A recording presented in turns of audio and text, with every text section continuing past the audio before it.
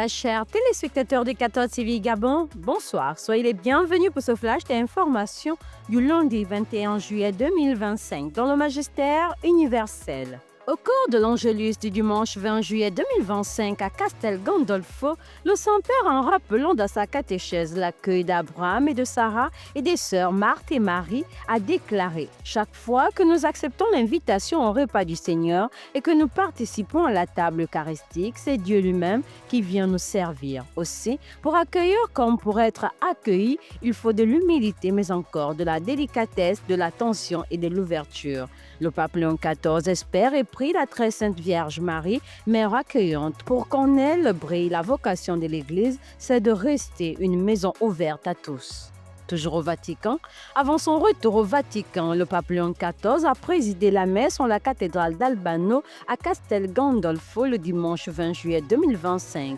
Dans son homélie, le pape Léon XIV a commenté la première lecture et l'évangile du 16e dimanche du temps ordinaire à Nicée en mettant en évidence combien l'écoute et le service sont deux dimensions jumelles de l'accueil qui ouvrent à la présence du Seigneur. Une dimension de la vie chrétienne que nous avons particulièrement besoin de retrouver aujourd'hui. Le pape Léon XIV a souligné qu'une culture de paix naît de la solidarité, du partage, de notre importance du silence et de la prière qui sont des signes prophétiques pour notre temps. Avant la bénédiction finale, le pape Léon XIV a remis à l'évêque d'Albano, son Excellence Monseigneur Luis Antonio Tagle, une chasuble en signe de proximité avec le diocèse et de remerciement. Dans le magistère local, la chapelle du monastère Notre-Dame-des-Anges d'Issassa a refusé du monde le dimanche 20 juillet 2025 au cours de la messe de clôture du jubilé des 50 ans de fondation du monastère des Sœurs Clarisse au Gabon. La messe solennelle d'Action de grâce a été présidée par son Excellence Monseigneur Jean-Patrick Ibaba, archevêque métropolitain de Libreville, et concélébrée par Monseigneur Basile Vehengon, archevêque émérite de Libreville, Monseigneur Juan de Seita Nazaré, évêque du diocèse de Sao Tomé, Monseigneur Grégory Piotr Bielaska, chargé d'affaires à la nonciature apostolique au Gabon, et des prêtres religieux et religieuses. Au cours de cette célébration, Sœur Joseph Maria de la Miséricorde et Claire Michel de l'Eucharistie ont fait leur premier vœu temporel dans l'ordre de Sainte-Claire d'Assise. Monseigneur Jean-Patrick Ibaba, à l'entame de son homélie, a rendu grâce à Dieu et remercié les sœurs Clarisse pour leur engagement et le témoignage de leur vie toute donnée à Dieu. Pour la prière quotidienne qui monte du monastère et qui arrose et fertilise les vies. Le Père archevêque n'a pas manqué d'inviter le peuple de Dieu à accueillir le Seigneur de manière féconde afin de rayonner l'espérance dans nos milieux de vie.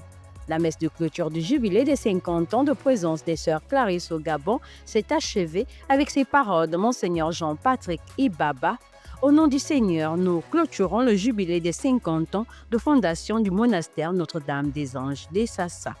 Église en marche. Dans le cadre de la clôture des activités de l'année pastorale 2024-2025, la paroisse Saint-Jean-Baptiste de Nzengayon a abrité la journée de consultation médicale gratuite le samedi 19 juillet 2025.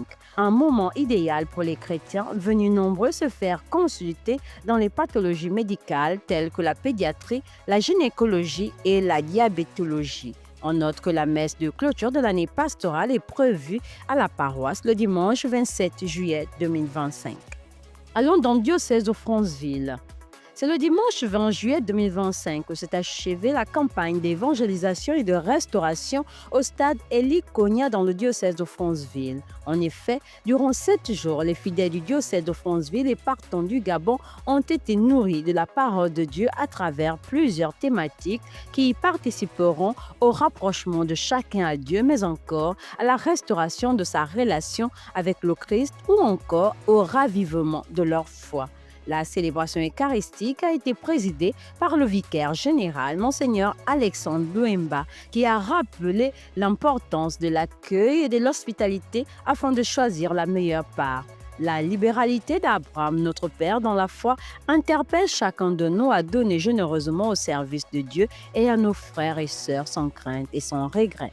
Toujours dans le diocèse de Franceville. Dans le cadre de leurs activités pastorales, les scouts et guides catholiques du diocèse de Franceville ont organisé un camp avec les pygmées du village Benguia 2 du mercredi 16 au dimanche 20 juillet 2025 dernier.